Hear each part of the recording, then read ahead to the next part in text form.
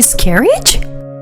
Even after undergoing infertility treatment and getting pregnant? What have you done? My mother-in-law blamed me for the miscarriage. Her face turned red. Her face turning red. It's probably because you didn't take care of your body. As if not being able to have a child wasn't hard enough. Now this. You really are useless. No, that's not true. The doctor said it can happen with a certain probability. Shut up. If you, as my daughter-in-law, can't even bear a child, then get out of here.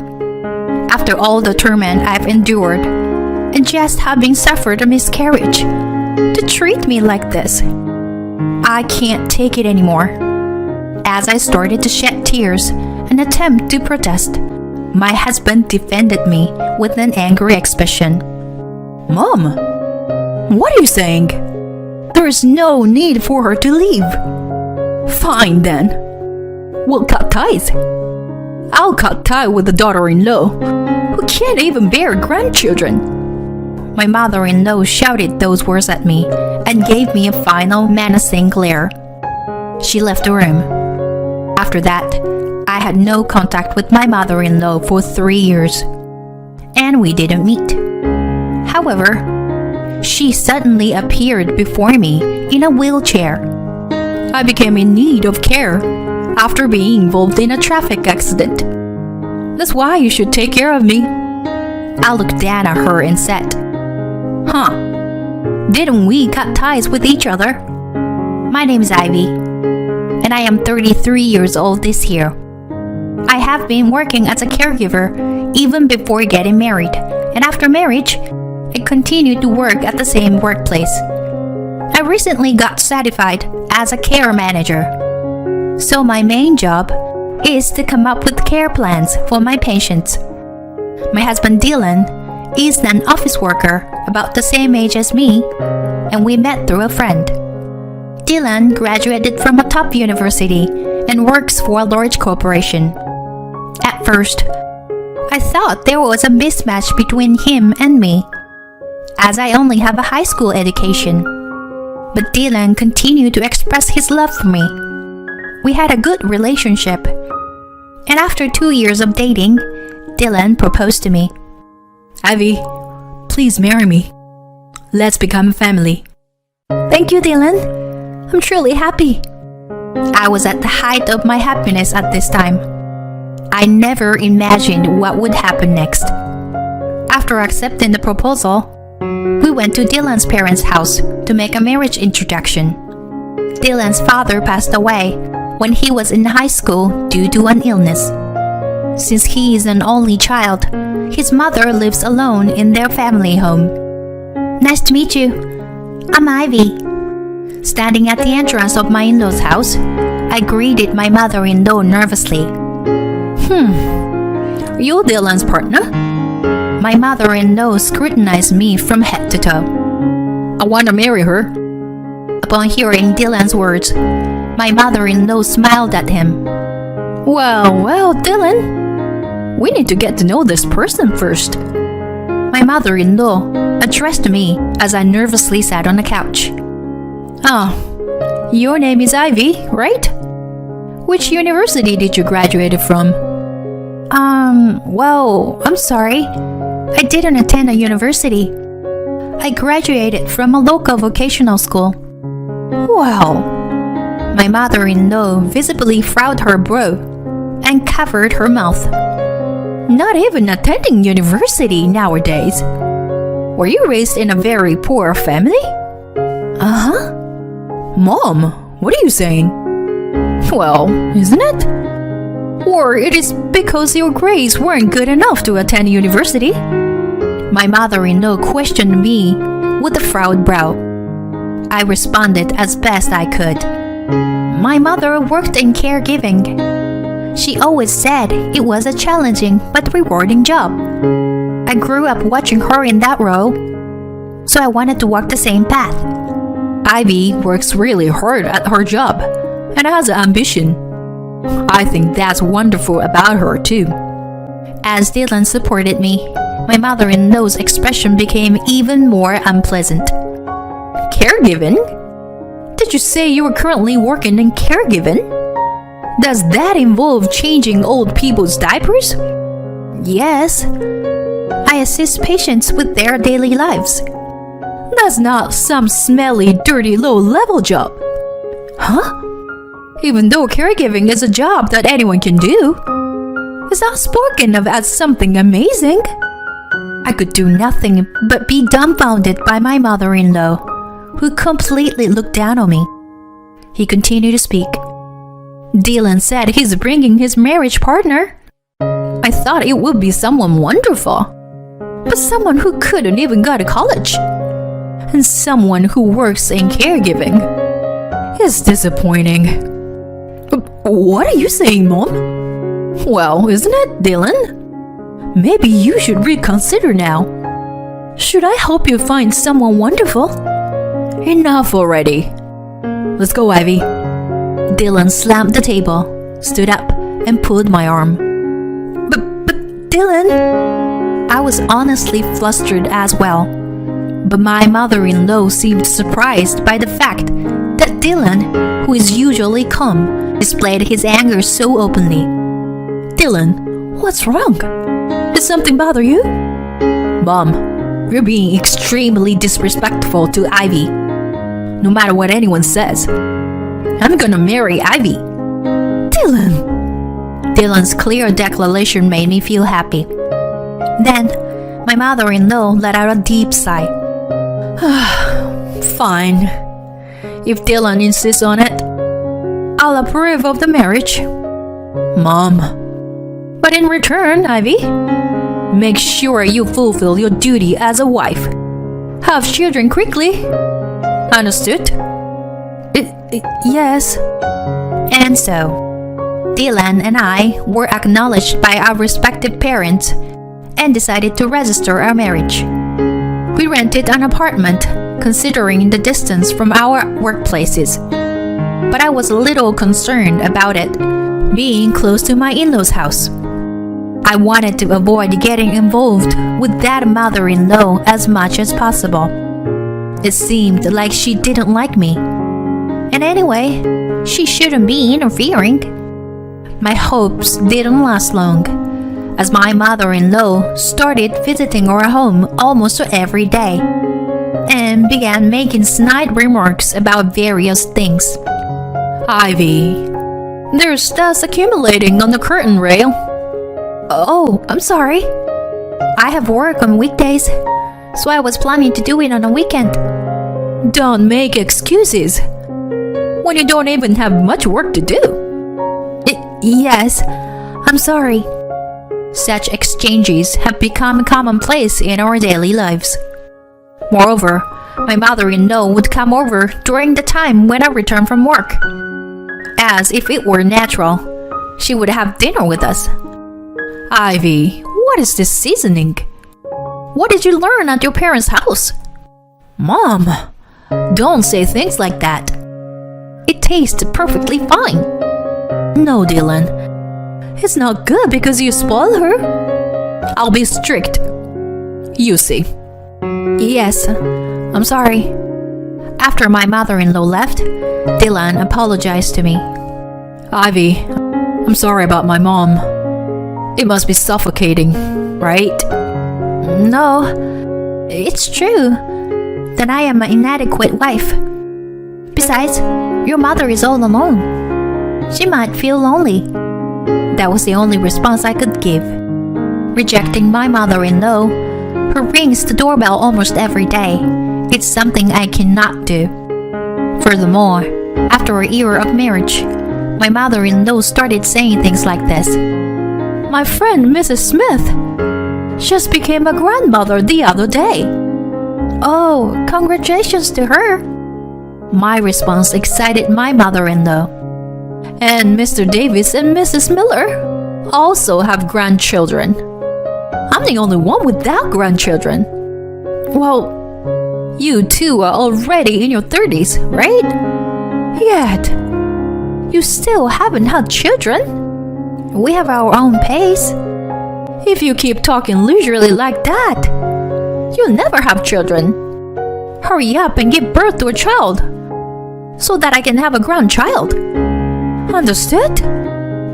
Yes. My mother-in-law started urging me to have a grandchild every time she saw my face. I felt the pressure myself as we were struggling to conceive. Dylan reassured me that there is no need to rush, but age is still a factor. We decided to visit an infertility clinic together. There, we were told that I have a difficult time getting pregnant.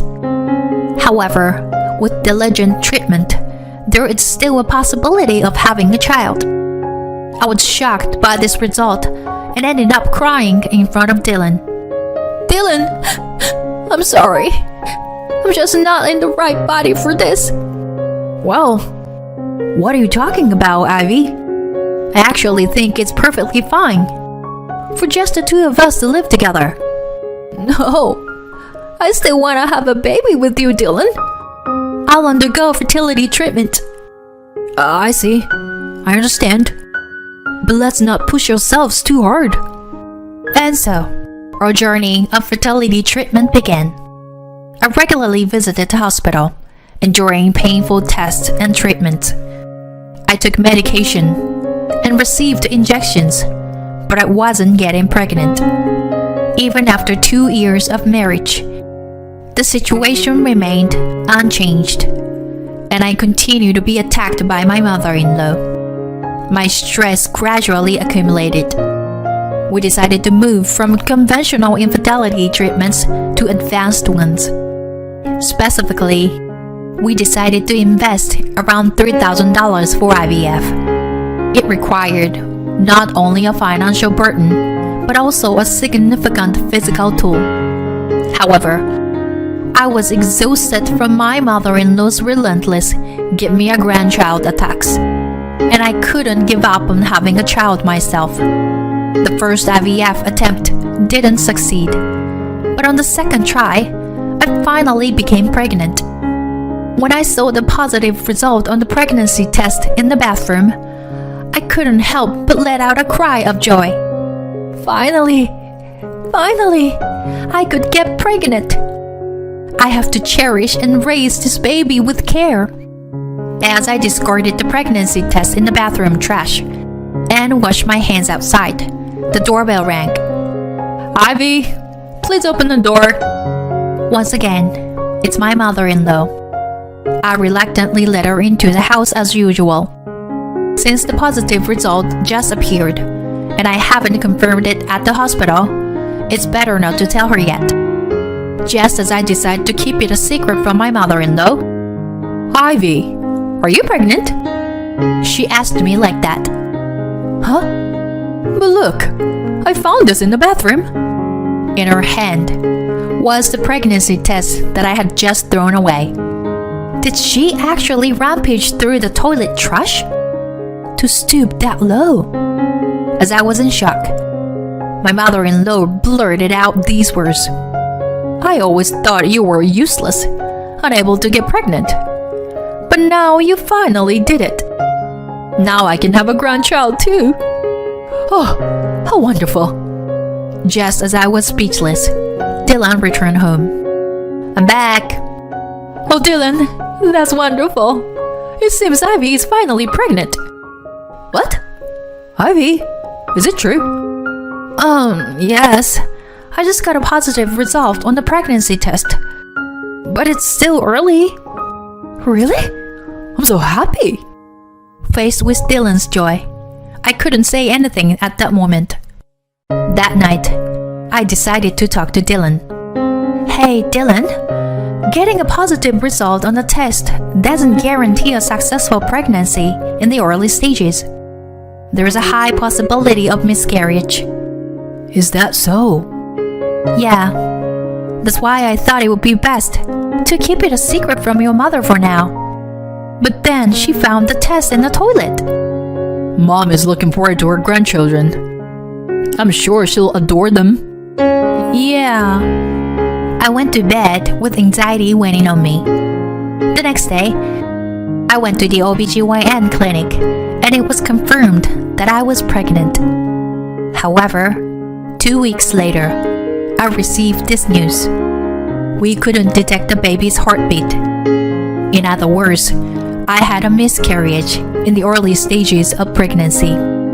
After the surgery, when I returned home, I broke down in tears. Dylan had a solemn expression on his face and gently struck my back. Ivy, for now, take your time to rest. Gather yourself before moving forward. Dylan, I'm sorry. Truly sorry. At that moment, the doorbell rang. Unfortunate timing.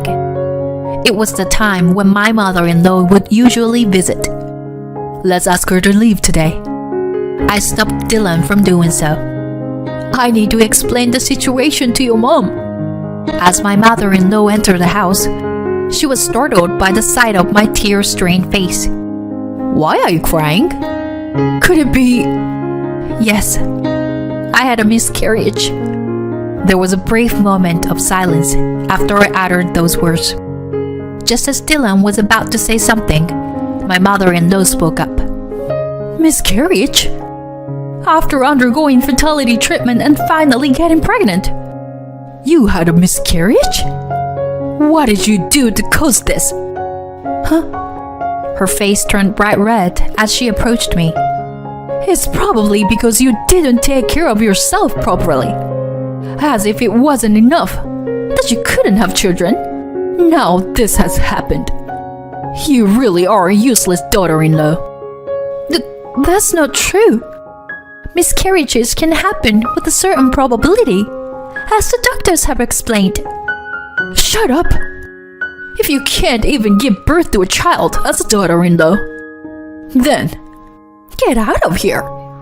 After enduring her constant bullying and now facing a recent miscarriage, I couldn't take it anymore.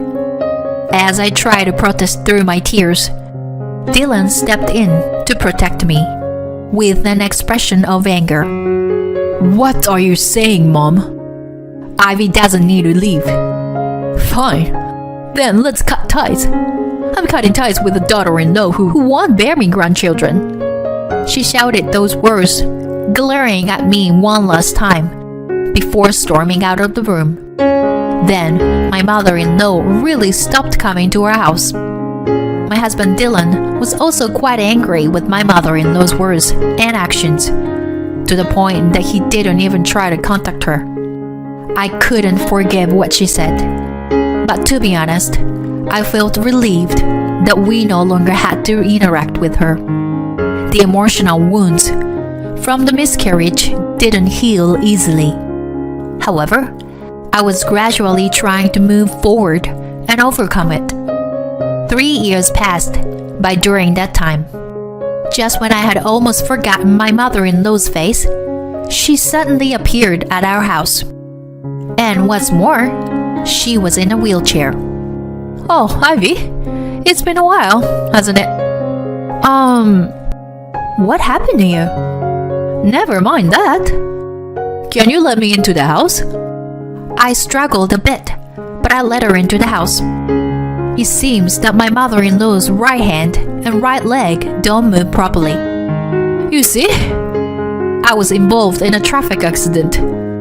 I was hospitalized because of it, but I have residual effects. And now, I need care. My mother-in-law started talking non-stop without considering my feelings or opinions. So, you should take care of me. Bathing and going out are difficult for me, you know? Huh? I couldn't help but raise my voice. Seeing my reaction, my mother-in-law continued her tirade. Since you are a daughter-in-law, it's only natural for you to take care of your mother-in-law. You're working in caregiving, aren't you? And yet, as a wife who can't even have children, I'm asking you to take on the role. Regarding that, we did cut ties, right? Yes, but I'm saying I'm willing to reconsider. It's fine. Please take your leave. What? What's that supposed to mean? Are you abandoning me?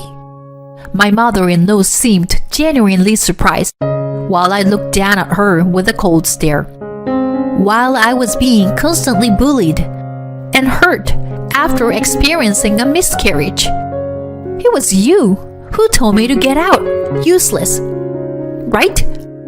Why should I be the one to take care of someone like you? Are you going to abandon your relatives who need nursing care? You are a devil's wife, aren't you? I'm fine with being the devil's wife. Please leave me alone. I pushed my mother-in-law's wheelchair towards the entrance, and she started screaming. At that moment, the front door was open from the outside. Ivy, I'm home. Huh? Mom? Dylan? Huh? Who is that child? My mother-in-law froze as she saw Dylan holding the child in his arms. Who? This is our daughter, Emma. Dylan took her to the park. I held our daughter firmly in my arms as I received her from Dylan. What? A child? I didn't hear about this. Upon hearing that, my mother-in-law's eyes widened. Yes, after cutting ties with my mother-in-law, the stress seemed to disappear. Thanks to that, we quickly conceived the child. The child was born safely, and our daughter is already 2 years old. Well, I didn't say anything. I can't believe someone would utter such abusive words to Ivy. It's not what I would expect from a mother. Dylan, you know how much I long to hold my grandchild, right? I'm aware of that, but even so, I can't let someone who hurts my wife off the hook. So, what do you need today? As Dylan casually said that, my mother-in-law's mouth was left agape. I explained the situation to my husband. Upon hearing this, Dylan furrowed his brow. There's no way I would let Ivy take care of you. Just go home already. What are you saying? That's right. I'm going to live here together. I want to be with my grandchild too. Ivy can take care of me. It's as simple as that. I said we cut ties, didn't I? I'm sorry, but I can't live together. I won't provide any caregiving. My mother-in-law squeaks and grits her teeth and tries to grab me. Dylan stopped it. Got it. I'll find a facility for you. Dylan? Just quietly enter the facility. That would be the best for you, right? Now, go home. Dylan took his mother, who was causing a commotion in her wheelchair, without any argument. Afterwards, his mother moved into a facility he had found. Initially, she contacted us repeatedly, asking to visit and see her grandchild. However, as we continued to ignore her, those requests gradually ceased. Neither Dylan nor I have visited her, and we have no intention of doing so in the future. She will spend her old age alone, with a disabled body, but I have no sympathy for her. However, I do not sympathize with her. With her personality, she will find a way to persist stubbornly anywhere she goes. She may not be liked by those around her, but on the other hand, our family of 3 enjoys a peaceful and happy life.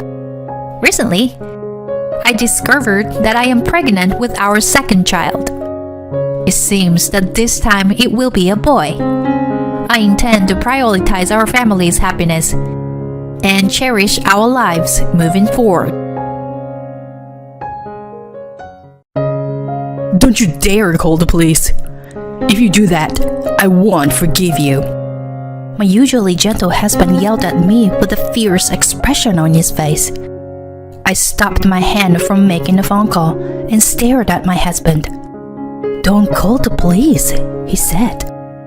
But my mom is missing, you know? Her dementia could put her in danger, like a car accident or something. I'm saying you were just overreacting. She'll come back when she's ready. I couldn't shake the feeling of doubt about my husband's argument. Then he attacked me further. You know what? I've been meaning to say this for a while, but your nervousness is making her dementia worse. Don't move around too much and wait for her to come back. He left me dumbfounded and went back to his room. Does he really care about my mother's safety? I felt betrayed by someone who was important to me and was in shock. I have to go look for her now. I pushed aside my sadness and started searching for places where my mother might be. This wasn't the first time my mother disappeared. It started a few months ago. What? My mother? Okay, I'll come right away. The call from the police was just like a bolt from the blue. They had found my mother under the overpass. I grabbed only my cell phone and wallet and hurried to the location they had given me. When I arrived, a young police officer was standing by my mother's side. He bowed slightly and he noticed me approaching. My mother had a vacant expression, but there was a gentle smile on her face that somehow made me uneasy. Thank you for your help. I really appreciate it. Mom, come on, let's go home. Lisa? What's wrong? My mother seemed to have only just noticed my presence. I realized it would be best not to take her home, so I took her to the hospital instead. The diagnosis was dementia. I thought I was prepared, but when the doctor told me, I felt like I had been plunged into a deep, dark hole. I hesitated about whether to tell my mother, but I knew it would affect her daily life, whether she knew or not. So I gathered my courage and told her. She seemed to resign herself to the news and just said, I see. Although her symptoms has just begun, I decided to send her back to her home for now, since they were not so severe. When I returned to my family home for the first time in a while, I was shocked to see so many shopping bags. Mom, why do you have so many shopping bags? Well, you see, I've been forgetting things a lot lately, my mother said in a serious tone and began to tell me about what had happened recently. It seems that she has been buying seasonings and stationery repeatedly and has also become forgetful about small things, such as forgetting to lock the front door or flush the toilet. However, she couldn't bring herself to tell anyone because she thought they would worry. When I heard about it, I almost cried. If only I could create a more comfortable atmosphere for her to talk to me. I regretted it, but I couldn't turn back time. All I can do now is to do what I can. After returning home, I reported what happened today to my husband, Bo. That's why I want to live with my mother, Bo replied without even looking at me, watching TV. Well, that's just impossible, isn't it? Wow, you don't have to say it like that. When I raised my voice, he sighed as if it was troublesome. We don't have money, and we can't take care of her in such a condition. She may be your parent, but she is a stranger to me. I don't want my hard-earned house to be filled with filth, you know? Although I wanted to argue with my husband's terrible attitude, I held back. If I fought with him now, it would really make it difficult for me to take care of my mother. My husband continued to bombard me with words, knowing or unknowingly about my feelings. When my parents were sick, I didn't cause you any trouble, did I? That's why this conversation is over. When his parents fell ill, his siblings worked hard to take care of them. However, I remember how Bo behaved shamelessly during the funeral, as if he had done all the hard work himself. Thinking that, I couldn't rely on my husband any further. I decided to go to my parents' house and take care of my mother myself. From that day on, I started a busy life of household chores, part-time work, and caregiving. I consulted with the local government and managed to find some service that could be used within the scope of my mother's pension. However, there were limits to what they could provide, and I began to feel physically and mentally exhausted. No matter how hard I tried, my mother's dementia continued to progress. There were days when she didn't even recognize me and just verbally abused me. It was heartbreaking to see my once gentle mother change like this. And on such days, I cried while taking care of her.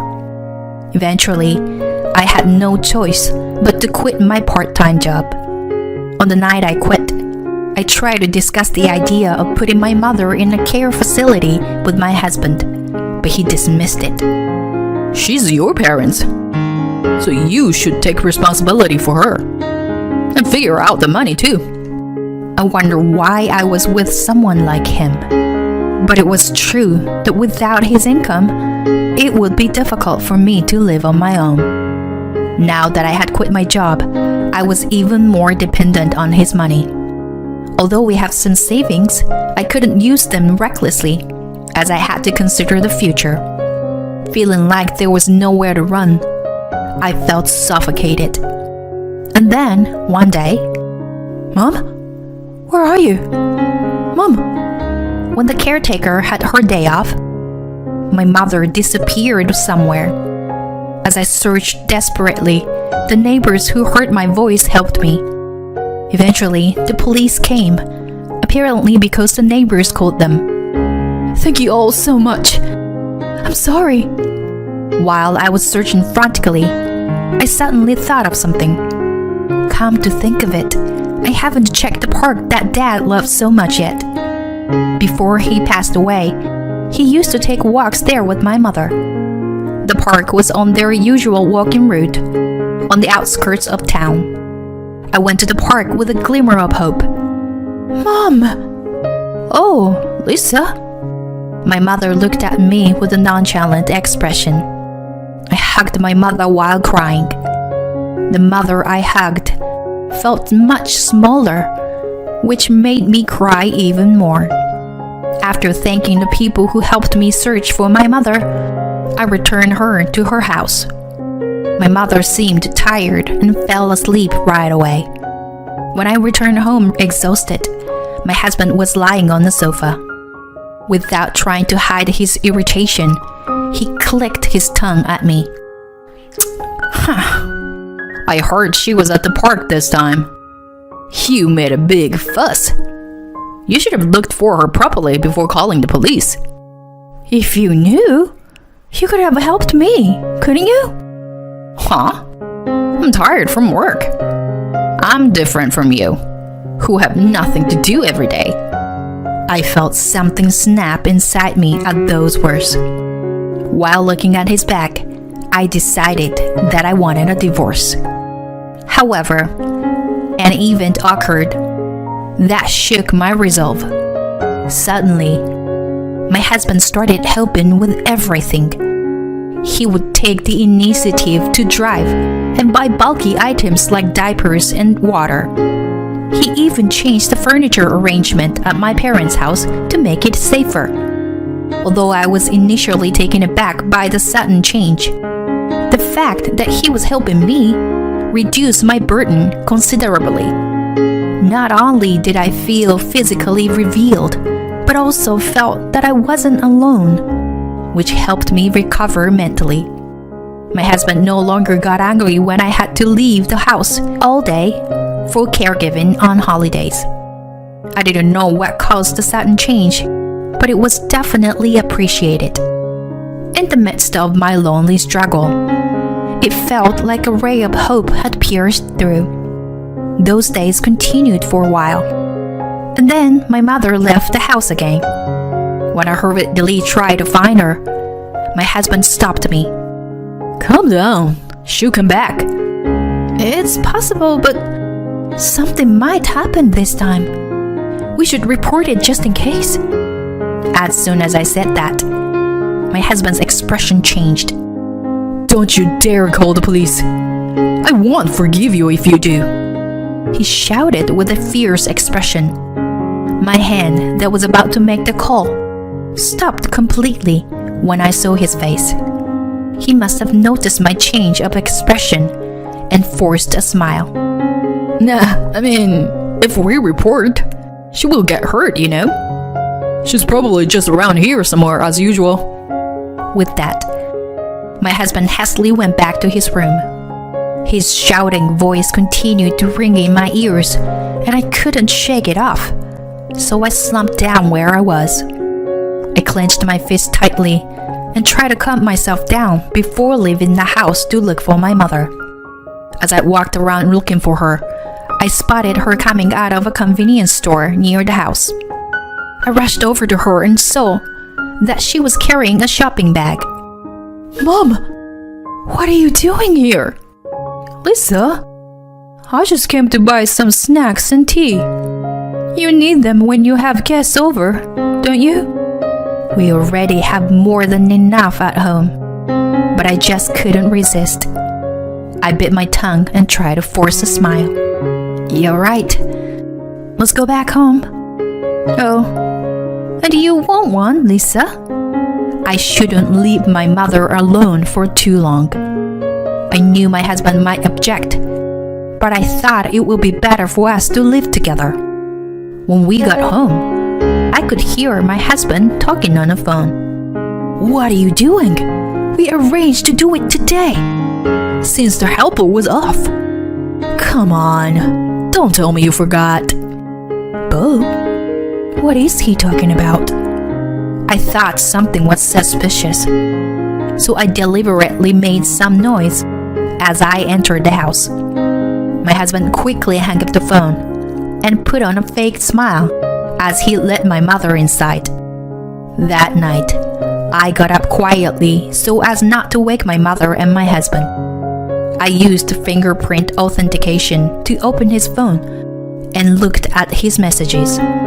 There were a lot of exchanges with a woman named Amber, and from the contents, it seemed like she was his mistress. There are mountains of photos of luxurious restaurants and trip that they went together, uploaded on the message app. I wonder where all this money is coming from for such extravagance. I hastily checked our joint account balance and was surprised to find that it had decreased by more than half. Surprisingly calm, I tried to imagine the situation and my husband's intentions. He was cheating on me with Amber and was spending money on her. But that wasn't enough. He intended to take my mother's life insurance with Amber's help.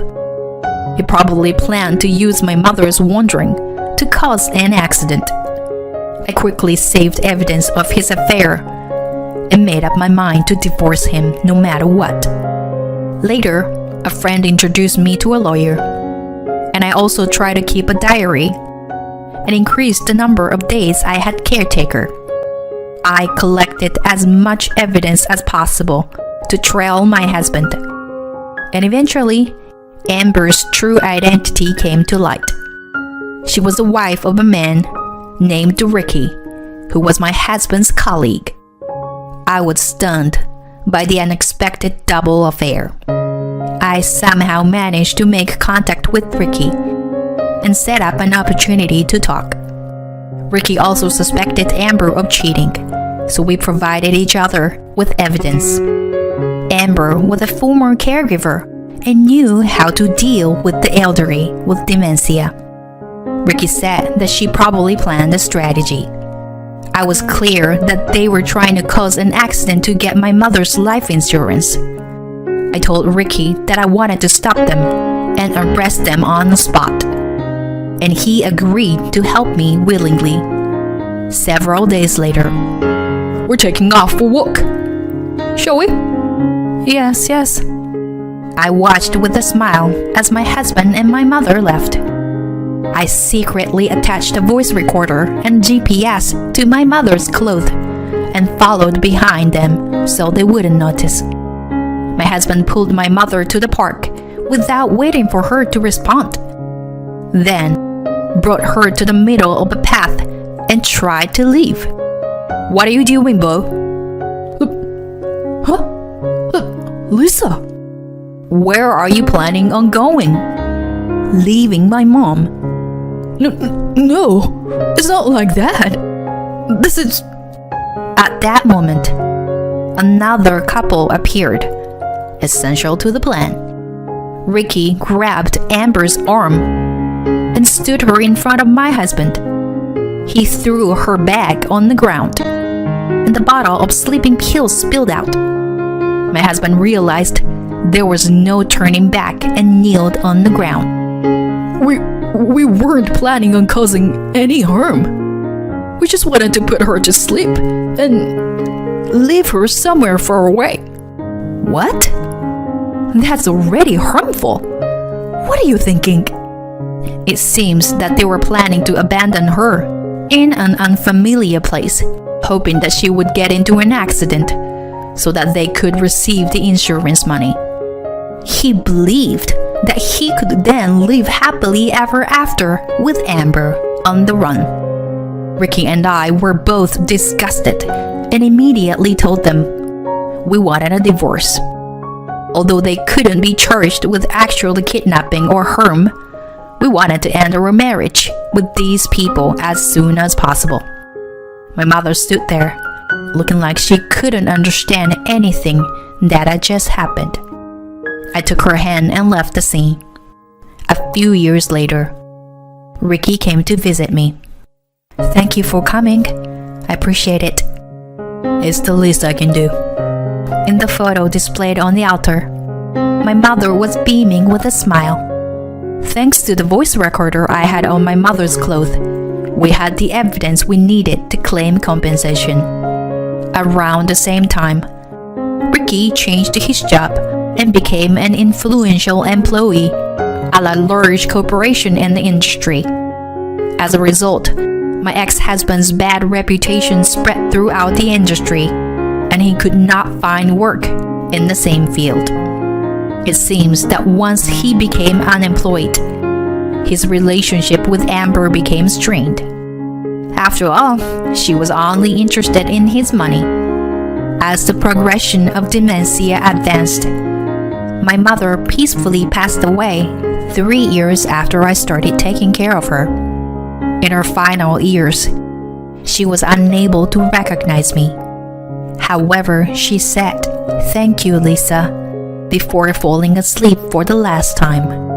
Despite all the hardships, I felt a profound sense of loneliness and emptiness after her passing. I served Ricky some tea, and we chatted for a while before he asked me a question. What are you going to do now, Lisa? To be honest, I don't know. I've lost both my parents, got divorced, and ended up alone. But maybe this is a new beginning for me. I've gained freedom, even though I've lost a lot. Well, I'm thinking of traveling to the places where my parents have fond memories. That sounds like a great idea. As we talked, I felt like the photo of my parents on the table was smiling at us.